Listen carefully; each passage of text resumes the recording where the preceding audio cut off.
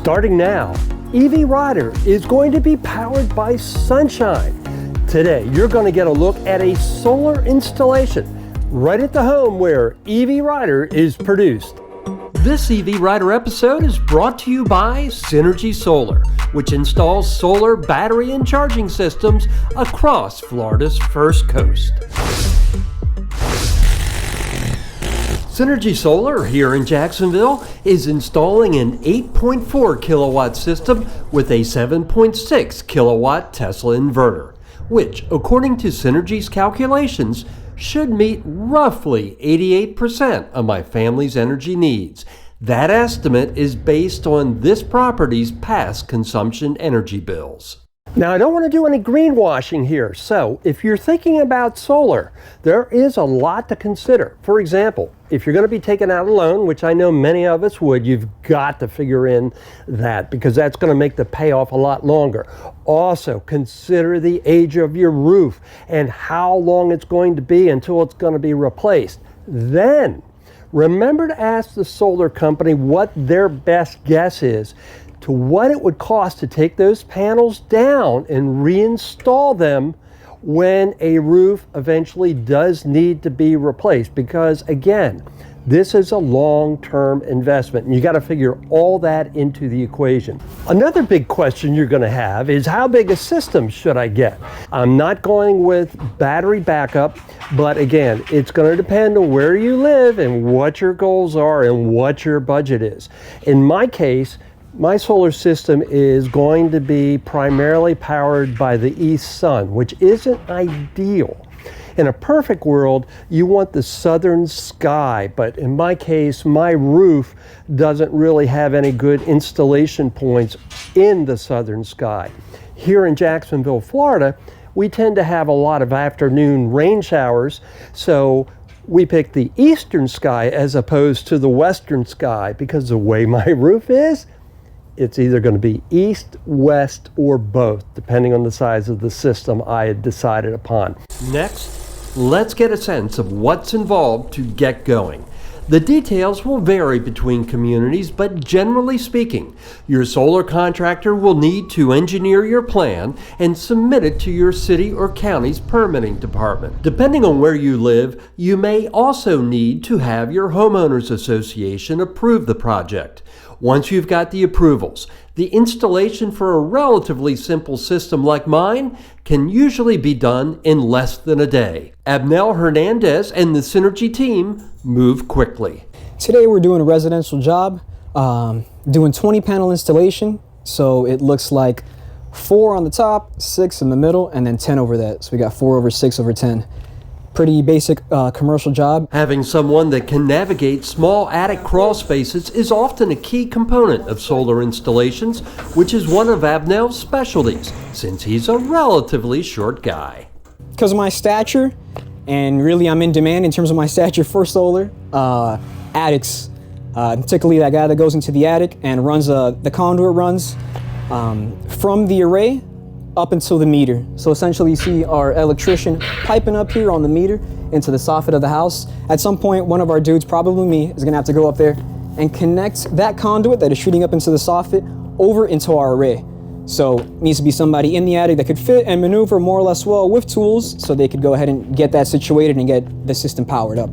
Abnel has gained enough experience along his journey to see firsthand that solar has a strong growth path.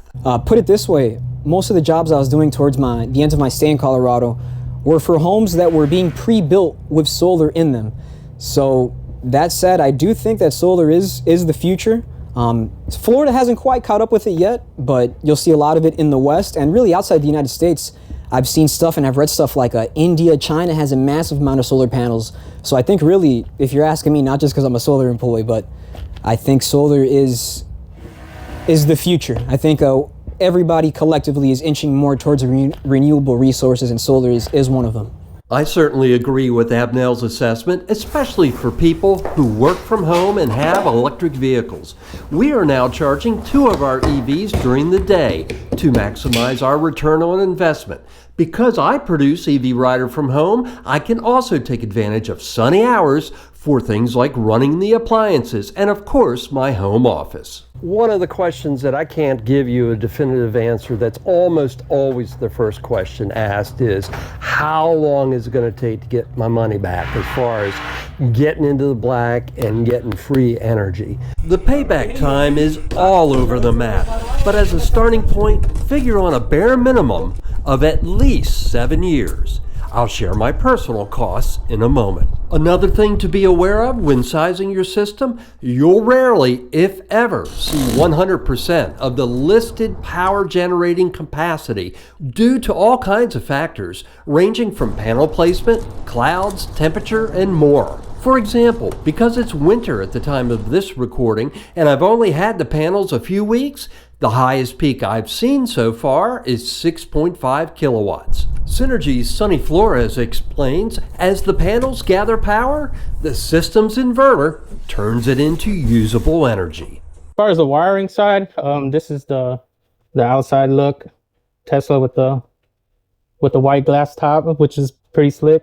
So what we do is from the DC side, this will be connected up to the rooftop.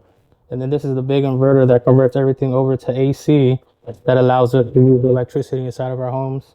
Either you could use it to power the home, or if you're making excess solar, you could always send back to the grid. It all depends on that sunny day, cloudy day. It all works hand in hand. Once the system is installed, the next step will be inspections. In my case, the city inspected the work, followed by my utility. Next, my utility installed this solar meter and the system was switched on. It's been working flawlessly ever since. For my 8.4 kilowatt system, Synergy predicts I'll generate roughly 11,000 kilowatt hours of electricity per year. The value of that power is going to depend on where you live, and your home may generate more or less electricity with the same size system, depending on a variety of factors. Here in Jacksonville, based on today's rates, that power estimate works out to a bit over $1,200 a year. I'll also get a 30% tax credit worth more than $6,500 on next year's taxes. My total cost was $21,705. I expect to get a faster payback than those numbers indicate due to inflation raising the price of grid power over the years and owning EVs. That's because in most parts of the country, home electricity is even cheaper than gas and EVs are more efficient. At the time of this recording, it cost me $10.01 based on my utility's current rates to fill up my Mustang Mach-E with solar power. Therefore, multiplying the value of solar as compared to filling up an equivalent vehicle with gasoline. For EV Rider viewers that live in Northeast Florida, I can personally recommend Synergy Solar. They did a thorough job, and after spending time with their crew, I came away impressed. These guys are incredible to work with. It's a very familiar team in terms of it's not a big scale operation. Pros of that is that everybody knows each other. I know Jonathan, I know the owner. I can speak for his character. I can speak for his business management skills and for just him being an overall good person. And I can say the same for Sonny, Gabriel, Arnold, Tyler, and everybody down the list. I feel everybody is a joy to work with. Synergy Solar sponsored this EV Rider advertorial. If you found it useful, I hope you'll give this video a like and consider sharing it with your friends. Thanks so much for watching EV Rider, and we'll see you again soon for another adventure in either solar or, more likely, EV motoring. Thanks so much for watching.